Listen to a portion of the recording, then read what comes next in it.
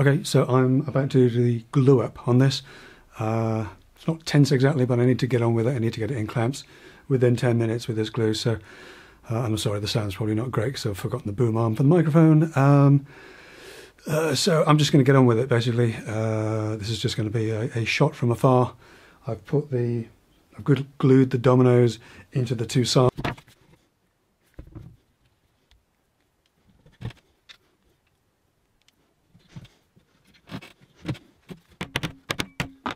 And I've scraped off the excess glue, so don't want that to dry before I can get the sides, the shelves in.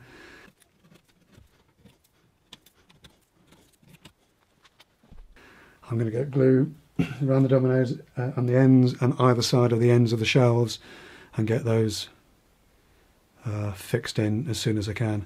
Then get the top on, get it upright, get it in clamps, get it over to a dead flat area so that as it sets it won't shift. But that's the plan so far anyway. Let's see how we go. Working quickly, I'm putting a squeeze of PVA onto the inside edges of each shelf, and then over the dominoes, then slotting the shelf into position, making sure it snugs right down against the legs.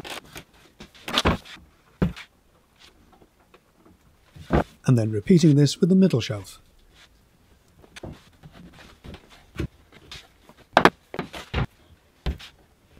You'll notice the top shelf only has the underside skin applied, as I'll be gluing on the top skin so it covers the ends of the legs. This makes this shelf just that little bit easier to fit.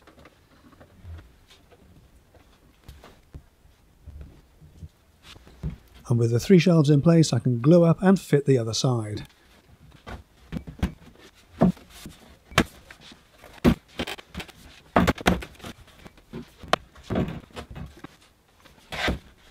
Then getting it clamped up pretty fast to pull everything together tightly.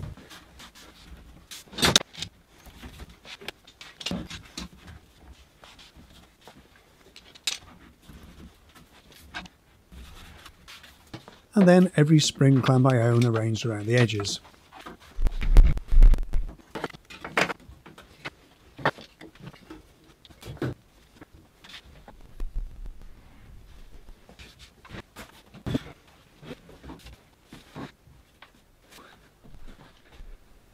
Okay then, well that's a glue up. Obviously I've still got to get the top on that, but the sides need to glue first, and then I'll need to do all the spring clamps around the edges basically. So we'll let that set. Obviously a little bit of filling to do around the edges. These little bits around here, we'll get another piece of 6mm glued inside to cover up any of that stuff. So it'll be just a little squeeze of filler around the edges just to tidy things up. But I think that's all we can do for now, so I'm going to call that a day and come back to that in the morning or later on. Maybe later on, give it half an hour or so, get the top on. Yeah, give it half an hour or so, get the top on, then that could be gluing up overnight. Sounds like a plan, doesn't it? I'm applying a generous squeeze of PVA around the edge of the top skin, and the same with some PU adhesive in the centre. I do not want this coming apart later.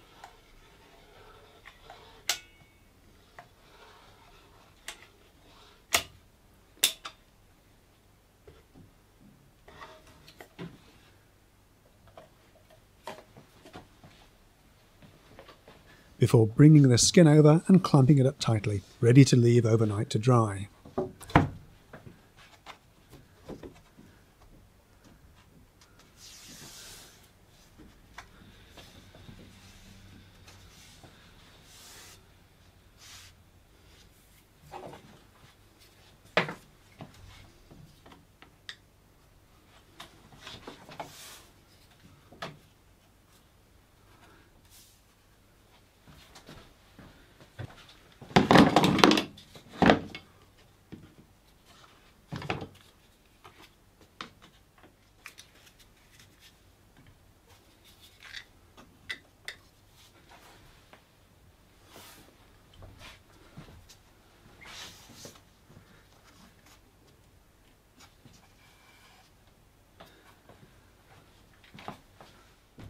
So next day, obviously, different shirt.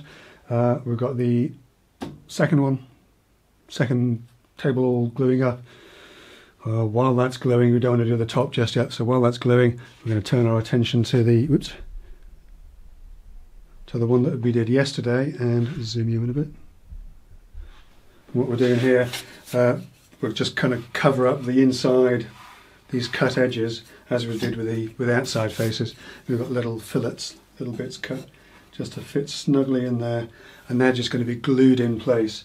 And we make them so that they're just very slightly proud of the inside edge, because obviously that's much harder to sand, and where it overhangs the front edge, we just blitz that with a random orbital sander, and then we do a bit of filling and all the rest of it. But this little infill basically fills the majority of that inside face and tidies up that edge very nicely. So I'll get on with that, and there's 8 of those to do.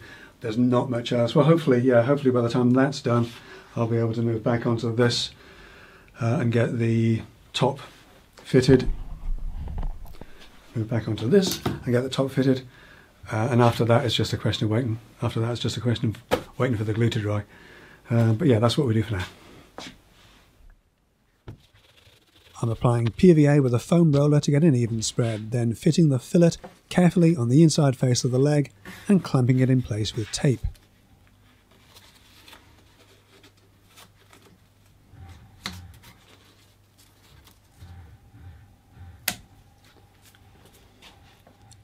And with the infills fitted and completely dry, the whole table gets blitzed with a random orbital sander, then filled with a 2-pack resin, then sanded again, and again, and again.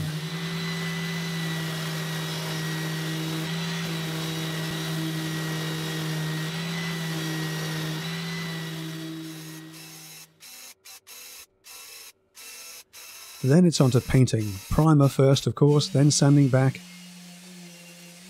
and priming again. And then the first of what turns out to be many, many top coats.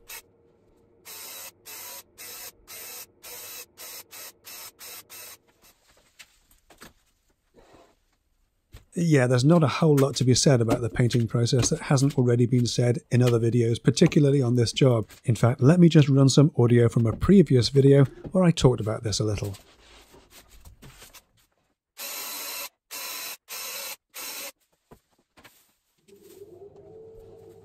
I'm just a small cog in the whole process for these. It's unusual for me to get involved in the spraying of these, and I think I said at the start of that video that this is the first one that I've done, and it certainly shows. You know, it's taken me a long time to get a good finish on these, and in fact, if the definition of madness is doing the same thing over and over and expecting a different result, then the whole of the last week has definitely been a period of madness, with sanity prevailing on Sunday morning. I've been in every day with these, rubbing them down and spraying them, and then the next day rubbing them down and spraying them, and again and again and again.